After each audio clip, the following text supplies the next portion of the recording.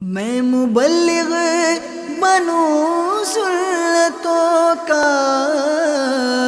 خوب چرچا کروں سنتوں کا، ہو کرم بہر خاک مدینہ۔ الحمد للہ رب العالمین والصلاة والسلام على سید المرسلین، اما بعد فاعوذ باللہ من الشیطان الرجیم، بسم اللہ الرحمن الرحیم۔ الصلاة والسلام علیک یا رسول اللہ وعلى آلک واصحابک یا حبیب اللہ، الصلاة والسلام علیک یا نبی اللہ وعلى آلک واصحابک یا نور اللہ۔ میٹھے میٹھے اسلامی بھائیوں اور اسلامی بہنوں، الحمدللہ عز وجل خالق کائنات جل جلالہ کی زمین پر عشق رسول صلی اللہ تعالی علیہ وآلہ وسلم کا مدنی جام تقسیم کرنے والے ایسے مرد کامل اب بھی موجود ہیں جو فیشن کی آفت میں گرفتار لوگوں کو پیارے مصطفیٰ صلی اللہ تعالی علیہ وآلہ وسلم کی سنت کریمہ کا اسیر بنانے کے خواہاں ہیں۔ یہ اللہ عز وجل کا خاص کرم ہے کہ اس نے ہمیں اس پرفتن دور میں تبلیغ قرآن و سنت کی عالمگیر غیر سیاسی تحریک دعوت اسلامی کا مدنی ماحول اور شیخ طریقت امیر اہل سنت ابو بلال حضرت علامہ مولانا محمد الیاس عطار قادری رضوی دامت برکاتہم العالیہ جیسے ولی کامل کی صحبت باثر سے نوازا۔ یقیناً امیر اہل سنت دامت برکاتہم العالیہ ان عظیم ہستیوں میں سے ایک ہیں جن کی مخلصانہ جد و جہد کی برکت سے ہزاروں نہیں بلکہ لاکھوں مسلمان بالخصوص نوجوان برائیوں سے تائب ہو کے نیکیوں کی راہ پر گامزن ہو چکے ہیں۔ الحمدللہ عز وجل بلا مبالغہ امیر اہل سنت دامت برکاتہم العالیہ نے اپنے سنتوں پر بیانات کے ذریعے لاکھوں مسلمانوں کے دلوں میں مدنی انقلاب برپا کر دیا۔ الحمدللہ عز وجل مکتبۃ المدینہ ان بیانات کو آپ تک پہنچانے کی سعادت حاصل کر رہا ہے، لہذا تمام اسلامی بھائی اور اسلامی بہنیں اس بیان کو توجہ کے ساتھ سماعت فرمائیں۔ بسم اللہ الرحمن الرحیم۔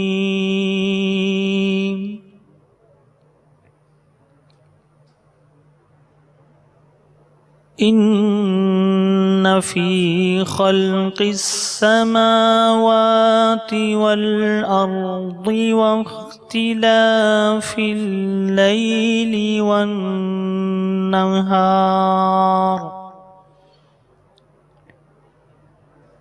واختلاف اللیل والنہار لآیات لأولی الألباب۔ صدق اللہ العظیم۔ صلی اللہ علیہ یا رسول اللہ، وسلم علیک یا حبیب اللہ۔ مجھ کو در پیش ہے پھر مبارک سفر، قافلہ پھر مدینے کا تیار ہے۔ مجھ کو در پیش ہے پھر مبارک سفر، قافلہ پھر مدینے کا تیار ہے۔ مجھ کو در پیش ہے پھر مبارک سفر، قافلہ پھر مدینے کا تیار ہے۔ نیکیوں کا نہیں کوئی توشہ، فقط نیکیوں کا نہیں کوئی توشہ، فقط میری جھولی میں اشکوں کا ایک ہار ہے ٹھوکرے در بدر کب تلک کھاؤں میں پھر مدینے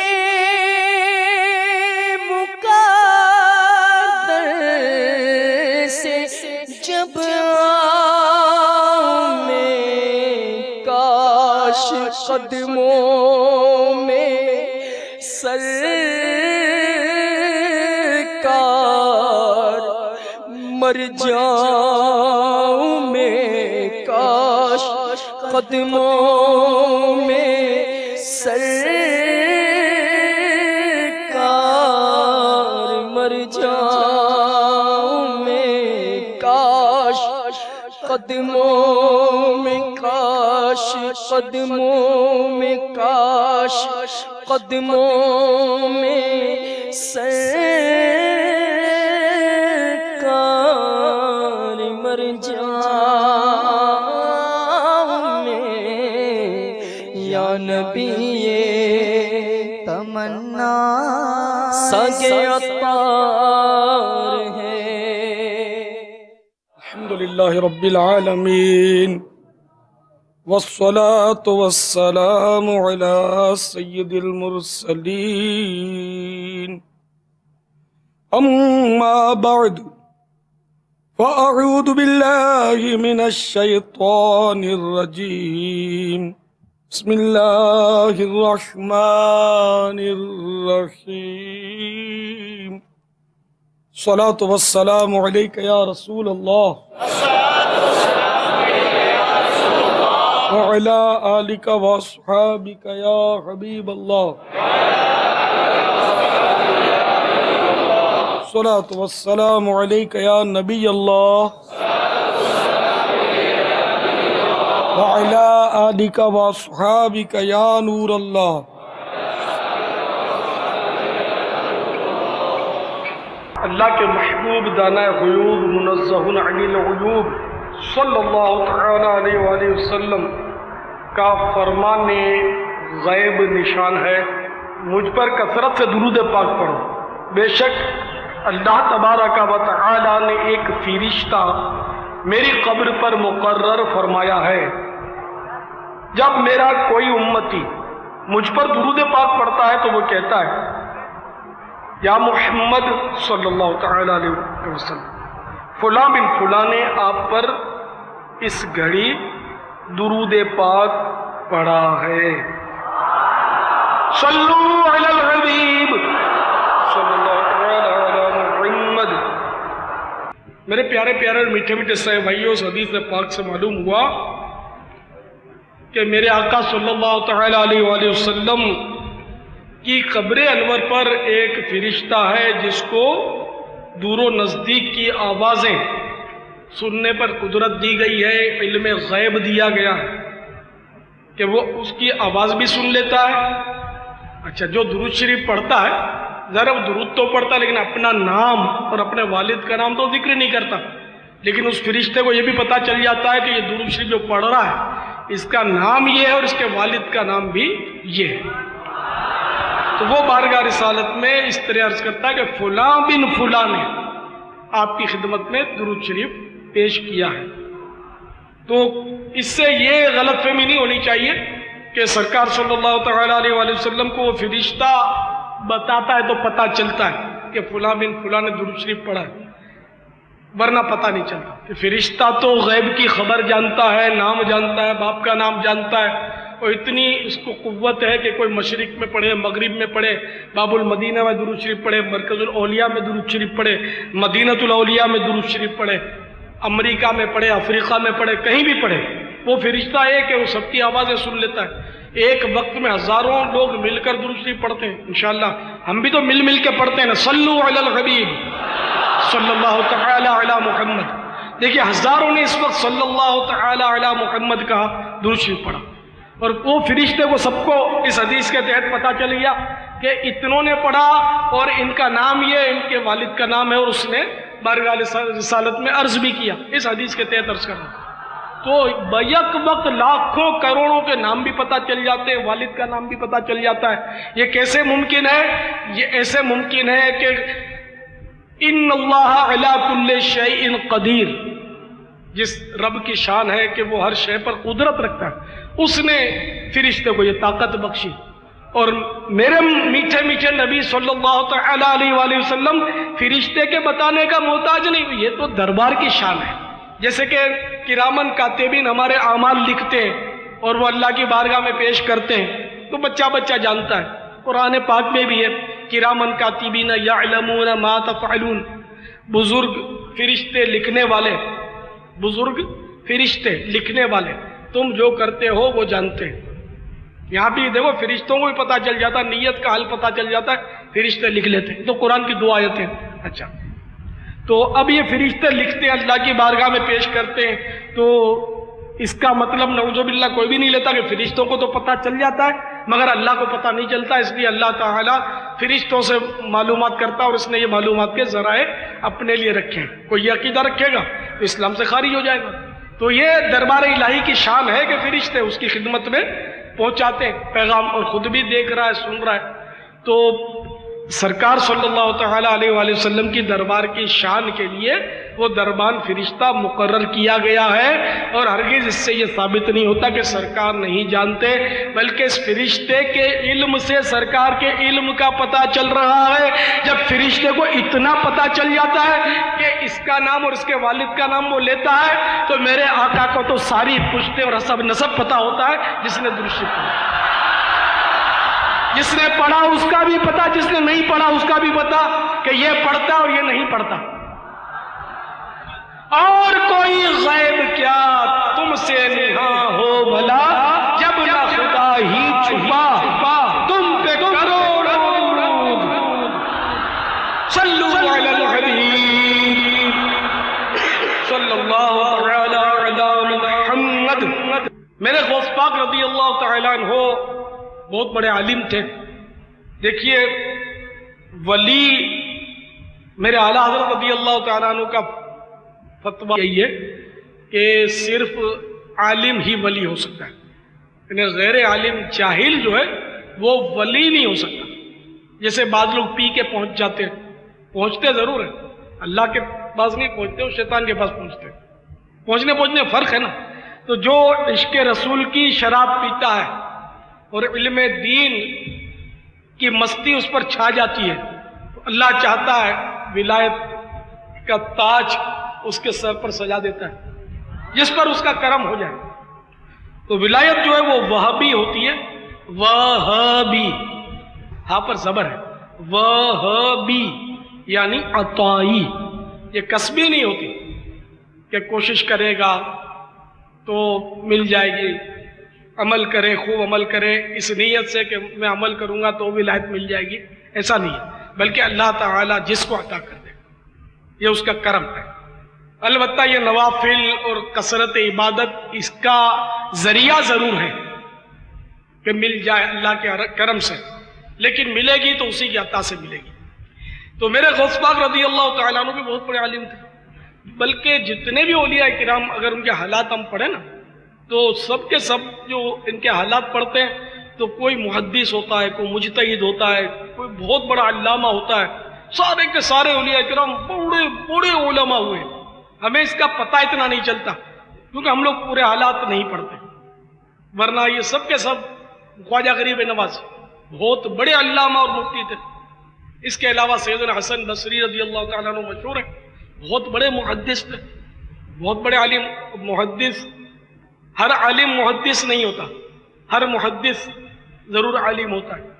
ہر عالم مفتی نہیں ہوتا، ہر مفتی عالم ضرور ہوتا ہے، کہ مفتی کی کیٹیگری جو ہے وہ زیادہ ہے، عالم کے مقابلے میں مفتی کا درجہ جو ہے وہ بڑا ہوتا ہے، شیخ الحدیث، شیخ التفسیر، تو یہ ان کے درجات ہیں، عالموں کی اقسام ہیں، لیکن یہ سب کے سب علماء ہوتے ہیں۔ اسی طرح ولی جو ہے وہ بھی عالم ہوتا ہے۔ تو میرے غوث پاک عالم تھے اور انہوں نے حصول علم کے لیے بڑی بھاگ دوڑ کی، بڑی تگ و دو کی۔ اب تو علم حاصل کرنا یقین مانے بہت آسان ہو گیا، پہلے بہت دشوار تھا، بڑے بڑے سفر کرنے پڑتے تھے. اب تو گھر بیٹھے علم حاصل ہو جاتا ہے، پھر بھی ہم لوگ اس کو حاصل کرنے کی جستجو نہیں کرتے، کوشش نہیں کرتے. اب تو سچی بات ہے کہ اگر ہر مہینے 3 دن مدنی قافلوں میں سفر کوئی کر لینا پابندی کے ساتھ، اس کو بہت سارا علم حاصل ہو جائے. اور جو کرتے ہیں ان کو پتا بھی ہے، علم بھی حاصل ہوتا ہے، ظاہری علم بھی حاصل ہوتا ہے، باطن کی صفائی بھی ہوتی ہے،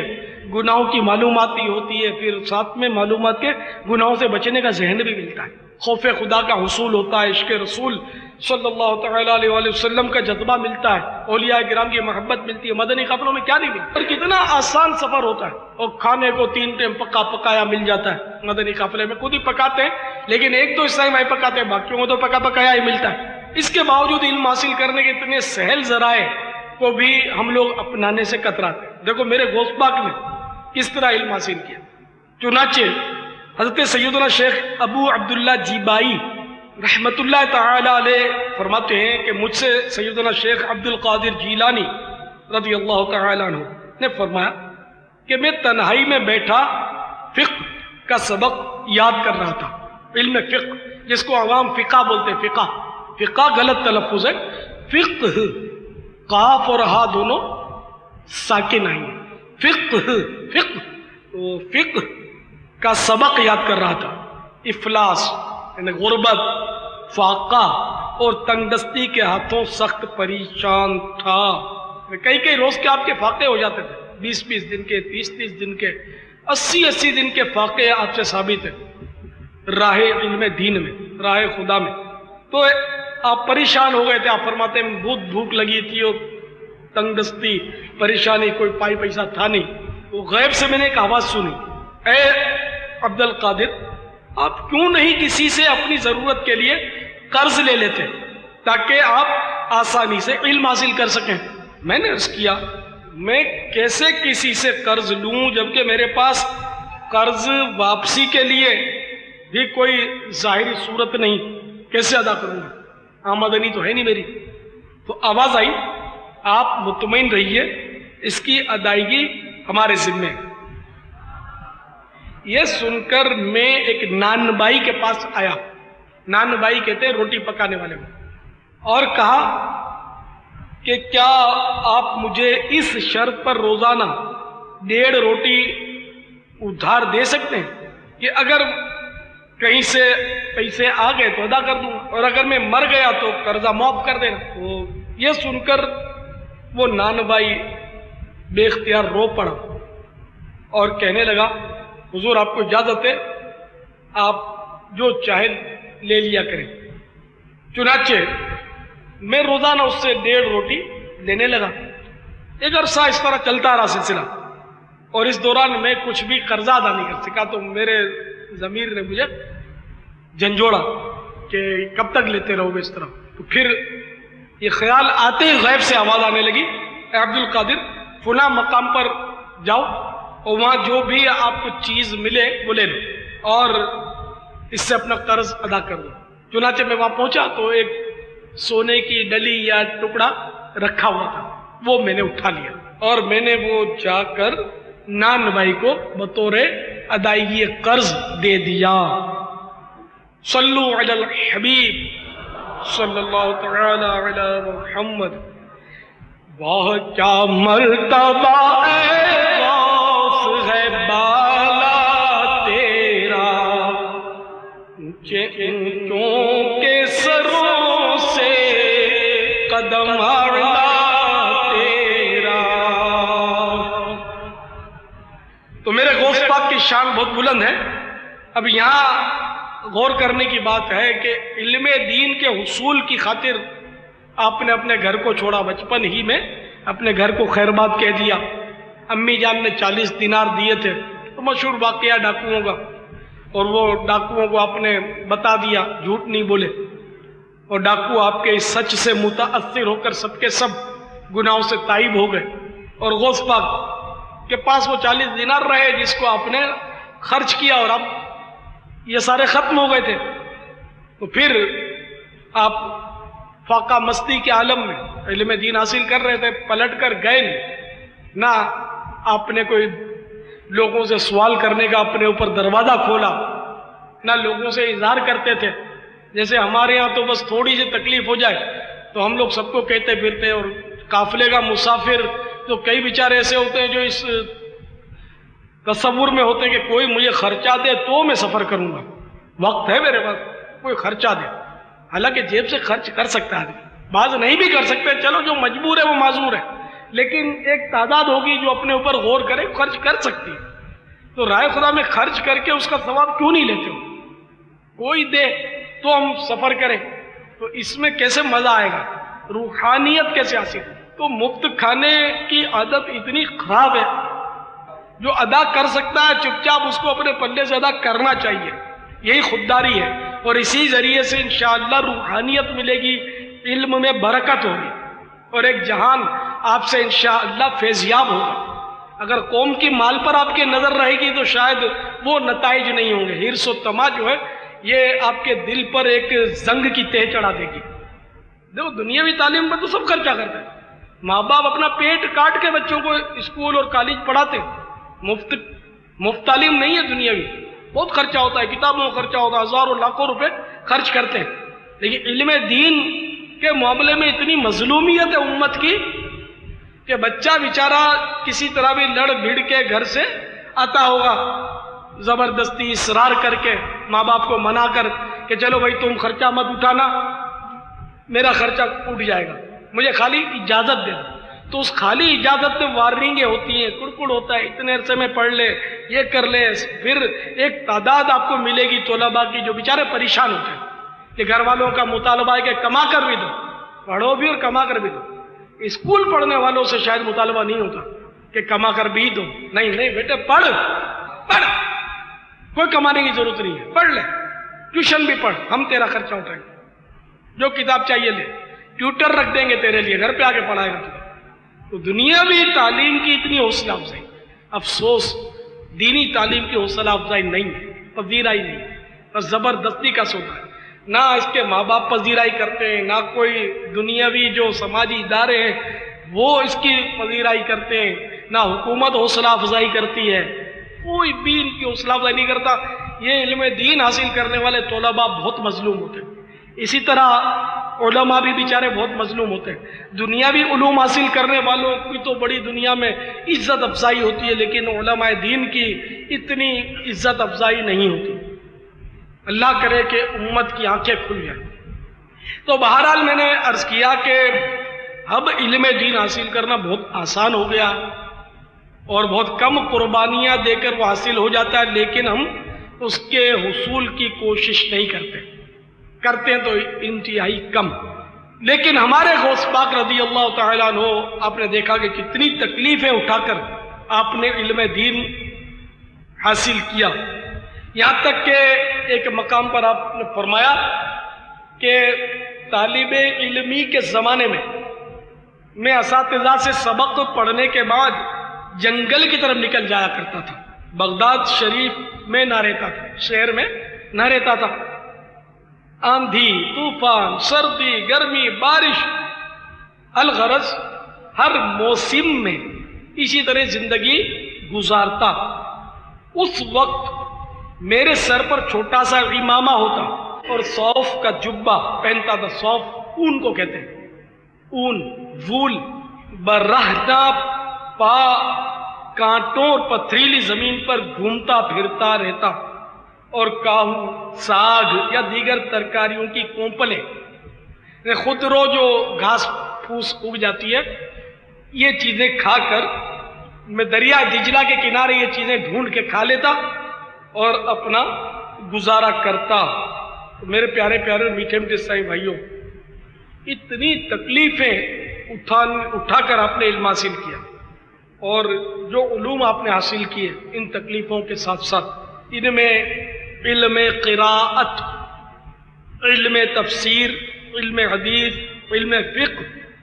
علم کلام، علم لغت، علم ادب، علم نحو،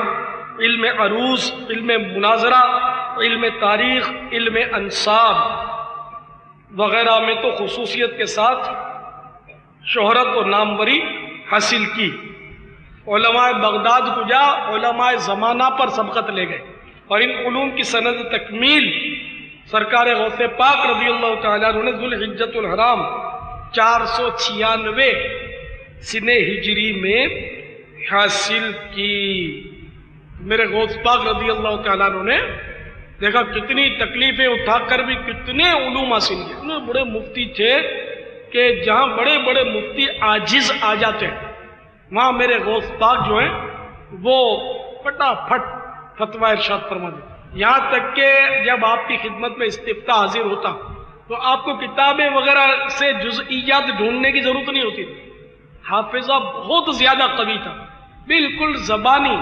دھڑا دھڑ قلم چلتا آپ کا، اور آپ ایسا فتویٰ لکھ دیتے کہ بڑے بڑے مفتیان کرام حیران و دنگ رہ جاتے۔ بڑے بڑے علماء کی خدمت میں جب آپ کا فتویٰ تشریف لے جاتا تو بڑی تعظیم کے ساتھ چومتے، آنکھوں سے لگاتے، سر پر رکھتے، اتنا احترام کرتے۔ نے ہر لحاظ سے میرے غوث پاک کا ایک سکہ بیٹھا ہوا تھا، وہ علمی میدان ہو، طریقت کا میدان ہو، کرامت کا میدان ہو، حسن اخلاق کا میدان ہو، ایثار کا میدان ہو، ہر میدان کے آپ شہ سوار تھے، شہباز لامکانی ہیں آپ۔ تو میرے غوث پاک رضی اللہ تعالیٰ عنہ کا مقام مرحبا صد مرحبا۔ تو میرے پیارے پیارے اور میٹھے میٹھے سائیں بھائیوں، میرے غوث پاک نے علم دین حاصل کرنے میں بہت زیادہ تکلیفیں برداشت کی، یہاں تک کہ آپ فرماتے ہیں جب امی جان کے دیے ہوئے 40 دینار ختم ہو گئے تو اب فاقوں پر نوبت آ گئی۔ 20 دن کھائے پیے گزر چکے تھے، 20 دن کا فاقہ تھا۔ دیکھیں عام آدمی اتنا جی نہیں سکتا، یہ ان کی کرامت تھی جو زندہ تھے۔ آخر ایک روز مباح چیز کی تلاش میں ایوان کسریٰ کے کھنڈروں کی جانب تشریف لے گئے تاکہ کوئی مباح چیز حاصل کر سکے۔ مباح جس کا کرنا نہ کرنا یکساں ہو، یہ اصطلاح ہے۔ تو مباح چیز یہاں ایک وضاحت مناسب ہے۔ میں نے جب شروع میں واقعہ سنا، اس میں سونے کی ڈلی یا سونے کے ٹکڑے کا واقعہ سنا، غوث پاک نے وہاں سے اٹھا لیا، حکم ہوا کہ وہاں سے جاؤ، کچھ ملے گا تمہیں۔ تو سونے کا ٹکڑا ملا، آپ نے اٹھا کر اس کو خرچ کیا۔ تو اس کا مسئلہ ضروری عرض کر لوں کہ جو کوئی زمین پر گری پڑی چیز ہو نا، اس کو لقطہ کہتے ہیں۔ لقطہ کے احکام یہ ہے کہ اس کے مالک کو تلاش کریں۔ جب دل میں یہ بات جم جائے کہ اب اس کا مالک ملے گا ہی نہیں، تو اب اس لقطے کو خود مسکین ہے تو رکھ لے، یا دوسرے کسی کو مسکین کو، فقیر کو دے دے۔ اگر ملا اور رکھ لیا ویسے ہی تو گناہگار ہوگا، جبکہ مالک کو تلاش کیا جا سکتا ہو۔ انہوں نے یہ جان لیا ہوگا کہ اس سونے کا مالک تلاش کرنا ممکن نہیں ہے، کہ وہ ایسا جنگل ہوگا ویرانہ کہ جہاں اس کا مالک تلاش کرنا ممکن ہی نہیں ہو، کیسے تلاش کیا جائے کہ یہ کس کا ہے۔ اب یہ کہ جو بھی صورت ہو، غوث پاک نے جو کیا وہ عین شریعت کے مطابق کیا۔ ہمیں اگر کوئی چیز مل جائے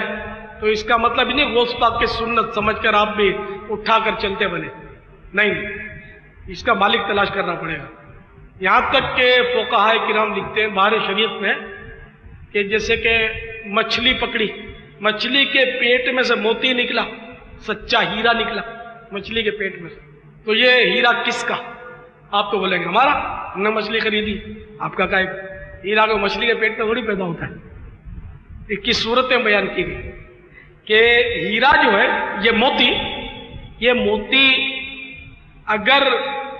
سیپ کے اندر ہے، سیپ کے اندر ہے تو جس کی مچھلی اس کا موتی، جس نے مچھلی پکڑی اس کا ہو گیا موتی، ٹھیک ہے، کیونکہ سیپ کے اندر ہے۔ اور اگر سیپ کے اندر نہیں ہے تو پھر لقطہ ہے۔ لقطہ یہ کہ گری پڑی چیز، کہ کسی کا گر گیا ہوگا دریا میں تو مچھلی اس کو ہڑپ کر گئی ہوگی، تو ہے کسی کا، یہ مچھلی کے کھا جانے سے جس کا تھا اس کی ملکیت ختم نہ ہو گئی، مثال کے طور پر آپ کی انگوٹھی کا سچا نگی نہ ہو قیمتی، گر جائے، یا کسی کی سونے کی بالی گر جائے کسی عورت کی، اور مرغی دوڑ کے اس کو چگ جائے بالفرض، تب مرغی چگ گئی، مرغی والے کا ہو گیا نان، یہ اب بھی اسی کی ہے جس کی یہ گری ہے، مرغی والے کی نہیں ہوئی، مرغی تو بیچاری اس پر تو گناہ ثواب کے احکام نہیں ہے، لیکن یہ بالی جو ہے اسی کی رہے گی جس کی گری ہے۔ ہاں ایسی گری پڑی چیز کہ جو لوگ پھینک دیتے ہیں، جہاں لوگوں کو پھینک دینے کا عرف ہے، اس میں کوئی حرج نہیں ہے۔ اب مثال کے طور پر رسی کا ٹکڑا ہے اور یہ پتا ہے کہ یہ پھینک دیا ہوگا، پھینک دیتے، ستلیاں لوگ پھینک دیتے، لکڑی چھوٹی موٹی ٹکڑے پھینک دیتے اس کے، تو جو گری پڑی چیز پھینک دی جاتی ہے وہ تو اٹھا کر اپنے استعمال میں لانے میں حرج نہیں ہے، جہاں جیسا عرف۔ اب یہاں تو بڑی چیزیں نہیں پھینکتے، عرب ممالک میں تو بڑی بڑی چیزیں پھینک دیتے ہیں، پلنگ پھینک دیتے ہیں، صوفے پھینک دیتے ہیں، جب قابل استعمال نہیں ہوتے تھوڑا ڈیمیج ہو جاتے ہیں، تو وہاں چونکہ مزدوری مہنگی ہے مال سے، کارپیٹ پرانے پھینک دیتے ہیں، گدیلے پھینک دیتے ہیں، بازوں کا ٹوٹے پوٹے اے سی پھینک دیتے ہیں، فریزر، پتہ نہیں کیا کیا بہت ساری چیزیں پھینک دیتے ہیں، کہ شاید ہمارا یہاں کا کباڑی، وہاں تو کباڑی کا نام بھی لوگوں نے نہیں سنا ہوگا، یہاں کا کباڑی اگر پہلی بار شاید وہاں جائے تو اس کو غش لگ جائے کہ کروڑوں روپے کی، لاکھوں کروڑوں کی چیزیں لوگ پھینک دیتے ہیں، مگر وہاں مفت ہے نہیں ہے،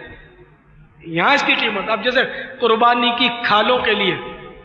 پاکستان میں لوگ کٹ مرتے، فائرنگیں کر دیتے چھیننے کے لیے قربانی کھالیں، عرب ممالک میں قربانی کھالیں پھینک دیتے کچرا کنڈی میں۔ تو بہرحال یہ کہ نقطے کا مسئلہ میں نے لگے ہاتھوں عرض کیا، تو وہ مباح چیز کھاتے، مباح چیز جیسے کہ اس کا مالک کوئی نہیں، یہ گھاس اگ گئی، جنگلی پھل اگ گیا کوئی، تو وہ مباح ہوتا ہے جو کھا لے اس کا، جیسے دریا کی مچھلی تو جو پکڑ لے اس کی، جو پرندے اڑتے ہیں جو پکڑ لے اس کے، کبوتر ہے جیسے اڑتا ہے، پالتو کبوتر نہیں جو کسی کی ملک میں، ویسے جنگلی کبوتر جس کو بولتے ہیں، اب اس کو جس نے پکڑ لیا وہ اس کا مالک، تو یہ سب مباح چیزیں کہلائیں گی۔ تو آپ مباح چیزوں کی تلاش میں ایوان کسریٰ کے کھنڈروں کی طرف تشریف لے گئے تاکہ کوئی مباح چیز حاصل کر سکے۔ وہاں دیکھا کہ 70 اولیاء کرام پہلے ہی سے مباح چیزوں کی تلاش میں مصروف ہیں، آپ نے مناسب نہ سمجھا کہ ان کی راہ میں حائل ہو اور واپس تشریف لے آئے۔ ایسا ہی سال کہ دوسرے تلاش کر رہے ہیں چیزیں تو میں نہیں ڈھونڈتا کہ میرے ہاتھ میں آگے تو یہ بیچارے رہ جائیں گے۔ ہماری حالت پتہ ہے کہ دیگوں کے منہ کھلے ہوئے، دیگوں کی ٹھپی لگی ہوئی ہے، ہمارے پاس جو تھال آیا تو جو بوٹی جو آلو نظر آیا وہ، اگر شرم بھی آتی ہوگی نا تو جان جان کے نیوالوں سے انگلیاں سرکا کر وہ انگلی سے بوٹی اپنے طرف کھینچ لیں گے جیسے کوئی دیکھیں گے۔ ہمارا حال یہ ہے کہ ایثار کے الف کی نوک بھی اپنے پاس نہیں، دوسرے کے منہ کا نوالا چھین بس چلے تو ہم نوالا منہ کا چھین لیں۔ دیکھو نا آج کل تو لوٹ مار ہے ہی نا، دوسروں کے گاہک ایک دوسرے گاہک توڑتے ہی نا، ایک دوسرے کی آئٹم کو بدنام کرتے ہیں، کاروبار میں الزامات لگاتے ہیں، قرضہ لے کر کھا جاتے ہیں، ڈکار تک نہیں لیتے۔ تو میرے غوث پاک کے ماننے والوں، نیازیوں، ہم تو نیازی ہیں نا، نیاز کھانے والے، نیاز کھلانے والے ہیں یا نہیں یہ بات کی بات ہے، نیاز کھانے میں تو بالکل پیچھے نہیں ہے، ہم نیاز کھانے والے، نیاز کھانے والے بھی بنے اور نیاز کھلانے والے بھی بنے، اور الحمدللہ دعوت اسلامی والے نیازی بھی ہیں اور نمازی بھی ہیں، الحمدللہ، اور بھی بے شمار سنی جو ہیں الحمدللہ نیازی بھی ہوتے ہیں نمازی بھی ہوتے ہیں۔ تو میں ویسے ہی خوش طبعی کے طور پہ عرض کرتا رہتا ہوں کہ صرف نیازی نہیں بلکہ نمازی بھی ساتھ میں بنے۔ تو بہرحال 70 اولیاء کرام دوسرے تھے تو ان کو چھوڑ کر میرے غوث پاک جو تھے وہ تشریف لے آئے واپس اور مباح چیزیں تلاش کرنا چھوڑی۔ ایک سے فاقہ مستی کا عالم کہ 20 دن بھوکے گزر چکے لیکن آپ نے چیزیں تلاش نہیں کی۔ اس طرح کے متعدد واقعات میرے غوث پاک رضی اللہ تعالیٰ عنہ کی سیرت مبارکہ سے ملتے ہیں۔ تو اے میرے میٹھے میٹھے اسلامی بھائیوں، ہمارے اندر جذبہ کب ہوگا حصول علم دین کا کہ میرے غوث پاک کو علم دین حاصل کرنے کے لیے اس قدر تکلیفیں اٹھاتے رہے، اور ہم غوث پاک کے ماننے والے صرف ان کے ایصال ثواب کی نیازیں کھاتے ہیں اور دل کو مناتے رہے کہ ہم جیسا کوئی غوث پاک کا دیوانہ ہی نہیں۔ غوث پاک نے تو 20-20 دن کے، 30-30 دن کے، 80-80 دن کے فاتحے کرے، اور یہ غوث پاک کے ماننے والوں کو اگر کل بولا جائے کہ ایصال ثواب کے لیے 11ویں شریف کا روزہ رکھ لو تو پھر بغلے جھانکنے لگیں گے۔ واقع کرنے والے پیر و مرشد کی ایصال ثواب کے لیے روزہ رکھنے کا بھی اپنے پاس اپنا ظرف نہیں ہے، اپنا جذبہ۔ اگر ان غوث پاک کے ماننے والوں کو کہا جائے غوث پاک تو اس طرح جنگل و بیابان میں علم کے حصول کے لیے فاقہ مستی کے عالم میں پھرتے رہے، اے غوث پاک کے ماننے والوں، غوث پاک کے ایصال ثواب کے لیے ہاتھوں ہاتھ صرف 30 دن کے مدنی قافلے میں سفر کرنا۔ نیازیوں، صرف نیاز کھانا ہی تو غوث پاک کی عقیدت نہیں ہے، نیاز کھانا اس میں تو نفس بھی تو شامل ہو ہی جاتا ہے۔ اکثر کھانے میں نفس شامل نہ ہو یہ کیسے ہو سکتا ہے؟ بہت مشکل۔ کھلانے میں البتہ نفس پر گراں گزرتا ہے۔ خرچہ جب کرتا ہے آدمی کہ غوث پاک کی 11 دیگیں پکانی ہے تو ڈبل 11,000 روپے خرچ ہو جائے گا، تو آدمی سوچتا ہے نفس پر گراں گزرتا ہے، تو پھر اس کے لیے وہ کارڈ چھپواتا ہے، وہ سب کو جمع کرتا ہے، ماں بدولت نے 11 دیگیں کی تو ذرا واہ واہ ہوتی ہے کہ بڑا عمدہ کھانا پکایا آپ نے، تو یوں نفس سائڈ سے گھس جاتا ہوگا، لیکن پھر بھی نفس پر گرا گزرتا ہے کہ خرچہ کرنا پڑتا ہے نیاز کھلانے والے کو۔ دیکھیے، کارڈ تقسیم کرنا یا دعوتیں دینا یہ گناہ نہیں ہے۔ میں نے ایک چور دروازہ بتایا شیطان کے لیے کہ وہ اس طرح پھنسا سکتا ہے آدمی کو، واہ واہ میں، ریاکاری میں پھنسا سکتا ہے، اور جو کام چپکے ہو اس کا مزہ کچھ اور ہے، جس کا عمل ہو بے غرض اس کی جزا کچھ۔ ہاں، اگر سرعام نیاز اس لیے کرتا ہے کہ لوگوں کو ترغیب ہو، اگر یہ نیت ہو تو مدینہ مدینہ اور بغداد، لیکن یہ نیت لائیں کہاں سے؟ مدنی قافلوں میں سفر تو کرتے نہیں، جو مدنی ذہن بن جائے ہمارا اور یہ نیتیں ہم سب سیکھ لیں، پتہ ہی نہیں ہوتا کہ ایسی نیتیں بھی کی جاتی ہیں، ہم تو بس وہ روٹین جو ہے اپنے اس کے مطابق چل رہے ہیں۔ تو نیاز تو کرنی ہی چاہیے اور سبھی کو کرنی چاہیے۔ 11 دیگیں پکانی کوئی ضروری نہیں ہے، غریب لوگ نہیں پکا سکتے، 11 کلو کی نیاز پکا لیں، 11 کلو نہیں پکا سکتے کوئی بات نہیں، 1 کلو کی پکا لیں، 11 افراد کی پکا لیں، 11 افراد کی نہیں پکا سکتے کوئی بات نہیں، کل دوپہر کو جو کھانا کھائیں گے، کل تو روزہ رکھیں گے نا غوث پاک کے فاقوں کو یاد کر کے، سبحان اللہ۔ میں سحری کا انتظام نہ ہو تو کیسے رکھیں گے؟ یہ بھی ہے نا، سحری کر کے ہی جس کو نصیب ہو جائے کوئی بات نہیں، سحری پانی سے بھی ہوتی ہے، نہ ملے تو پانی بھی پی کر سحری ممکن ہے، مل جائے تو سبحان اللہ۔ ہے نیازی ہم لوگ تو انشاءاللہ، اور رہیں گے بھی نیازی انشاءاللہ، نیازی بھی رہیں گے اور نمازی بھی رہیں گے انشاءاللہ، نیاز کھائیں گے اور کھلائیں گے بھی۔ تو میں عرض کر رہا تھا کہ اگر نیاز 11 کلو کی بھی نہیں کر سکتے، 11 اسلامی بھائیوں کو بھی نہیں کھلا سکتے تو کوئی بات نہیں۔ نیاز کے لیے شرط نہیں ہے کہ دوسرے کو لائیں اور مولانا آ کر فاتحہ پڑھے تو ہی وہ بغداد کی طرف پہنچے گی نیاز ہماری۔ الحمدللہ ایصال ثواب کا طریقہ، فاتحہ کا طریقہ، یہ رسالہ مکتبۃ المدینہ کے پاس برسوں سے چھپا ہوا موجود ہے، وہ لے لیں جاتے جاتے، اس میں طریقہ دیکھ لیں، چلو وہ بھی اگر نہیں آتا آپ کو کوئی بات نہیں، آپ زبان سے صرف اتنا کہہ لیں کہ جو کچھ پڑھا، جو کچھ کھانا پیش کیا گیا اور آج کا روزہ رکھا میں نے، یا اللہ اپنے کرم سے اس کا ثواب عطا کر دے، اور اس کا ثواب اپنے پیارے حبیب صلی اللہ تعالی علیہ وآلہ وسلم کی بارگاہ میں ہماری طرف سے کو پہنچا دے، سرکار کے صدقے میں سارے انبیاء علیہ السلام کو پہنچا دے، اس طرح نیتیں جو جو ہم نام لیں گے ان کو پہنچتا چلا جائے گا، اور ہمارے مرشد غوث پاک کو بھی پہنچا دے۔ اتنا سارا بولنا نہیں آتا، تب بھی اگر صرف اتنا بھی کہہ دے نا کہ یہ جو کھانا آج ہم کھائیں گے اس کا ثواب ہمارے غوث پاک کو پہنچے، یہ بھی نیاز ہوگی، ایک شارٹ کٹ ہے، لیکن وہ جو آیتیں اور سورتیں پڑھ کر ادھر افضل ہے کہ جتنا گڑ ڈالو اتنا میٹھا ہوگا، سورتوں کا بھی ثواب ملے گا۔ پھر تو آپ ہر وقت دن کے جتنی بار بھی آپ کھانا کھائیں،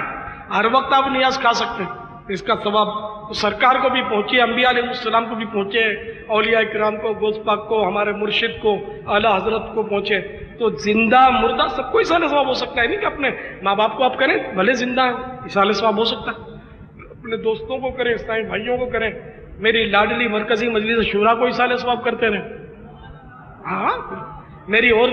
میری چہیتی مجالس کو کرتے رہیں، دعوت اسلامی کی جو مجالس ہیں ان کو کرتے رہیں ایصال ثواب، اپنے نگران وغیرہ جو بھی ذمہ داران ہیں ان کو بھی کرتے رہیں، مدنی قافلوں کے مسافروں کو نہ بھولا کریں، ان کو ایصال ثواب کرتے رہیں، انشاءاللہ آپ کے ثواب میں کوئی کمی نہیں آئے گی، سب کو ثواب ملے گا، آپ کو ہی ملے گا۔ تو بات چلی تھی میرے غوث پاک نے دھوم دھام سے علم دین حاصل کرنے کے لیے سفر کیے، خوب تکالیف برداشت کی۔ تو میرے یہ نیازی غوث پاک کے نیاز کھا کر اپنی دیوانگی پر مست رہنے والے کیا 30 دن کے مدنی قافلے میں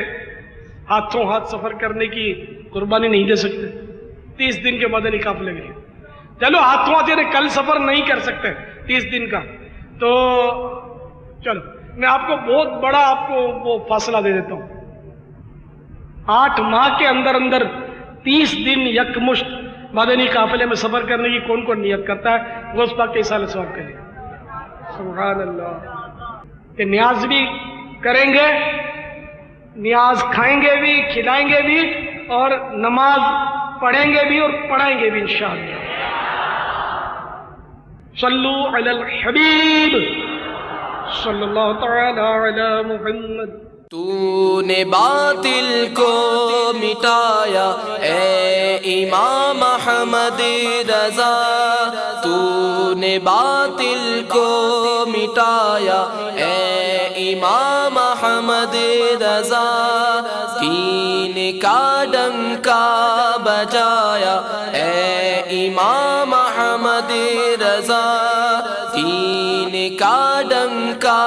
بجایا اے امام احمد رضا، اے امام احمد رضا مرشد، امام احمد رضا پیارے،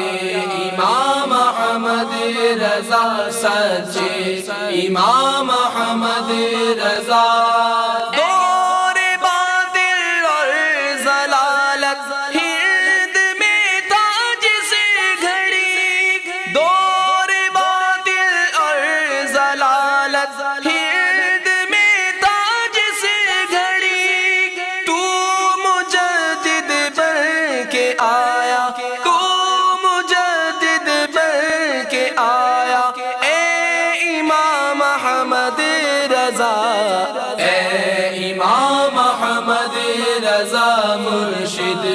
امام احمد رضا پیارے، امام احمد رضا سچے، امام احمد رضا۔ تو نے باطل کو مٹا کر دین کو بخشی جلا، تو نے باطل کو مٹا کر دین کو بخشی جلا، سنتوں کو پھر جلایا، سنتوں کو پھر جلایا اے امام احمد رضا، اے امام احمد رضا مرشد، امام احمد رضا پیارے، امام احمد رضا سچے، امام احمد رضا۔ اے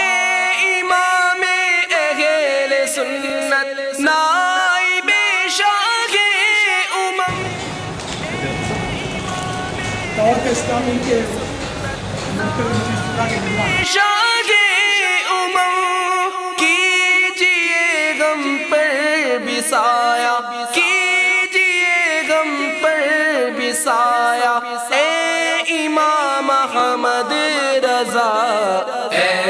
امام احمد رضا مرشد، امام احمد رضا پیارے، امام احمد رضا سچے، امام احمد رضا۔ علم کا چشمہ ہوا گے معجزہ تحریر میں، علم کا چشمہ ہوا گے معجزہ تحریر میں، جب قلم تو نے اٹھایا، جب قلم تو نے اٹھایا اے امام احمد رضا، اے امام احمد رضا مرشد، امام احمد رضا پیارے، امام احمد رضا سچے امام احمد رضا حشر تک جاری رہے گا فیض مرشد آپ کا حشر تک جاری رہے گا فیض مرشد آپ کا فیض کا دریا بہایا فیض کا دریا بہایا اے امام احمد رضا بار بار مولانا الیاس کا آئندے میں خصوصی دعا کریں اللہ کے ایسے ملاقات ظاہری طور پہ شاید دین کی ہوئے ماشاءاللہ آپ کی عمر 146 سال ہے 146 اعلیٰ حضرت کا آپ نے دیدار کیا اعلیٰ حضرت میرا احمد رضا خان کا دیدار کیا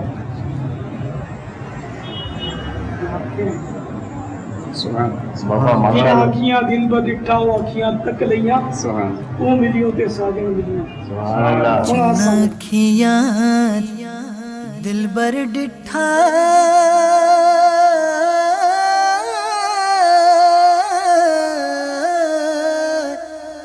اوکھیاں تک